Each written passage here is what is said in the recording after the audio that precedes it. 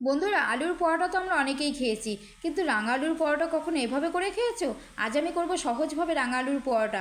আলুগুলোকে সিদ্ধ করে নিয়েছি, হাত দিয়ে একটু ম্যাশ করে নিলাম, আটা ময়দা মিশিয়ে 2 কাপ দিয়ে দিয়েছি, আর দিলাম পরিমাণ মতো লবণ, 1 চামচ ভাজা মশলার গুঁড়ো দিয়ে ভালো করে এটাকে মিশিয়ে নিয়েছি। এবার হাত দিয়ে ভালো করে মেখে নেব।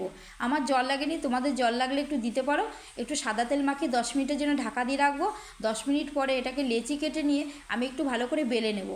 এবার এদিকে একটা তাওয়া বসিয়ে নিয়েছি, তাওয়াটা গরম হয়ে গেছে, পরোটাটি দিয়ে দিলাম, একটু উল্টে পাল্টে নিয়েছি, তারপরে একটু সাদা তেল দিয়ে ভালো করে এটাকে ভেজে নিয়েছি। দেখো দেখতে কতটা লোভনীয় হয়েছে। প্রত্যেকটি পরোটা আমি এইভাবে ভেজে নিয়েছি, আর আমি পরোটাগুলোকে চিকেন কারির সঙ্গে সার্ভ করেছি। আমার এই আলুর পরোটার রেসিপিটি তোমাদের কেমন লাগলো?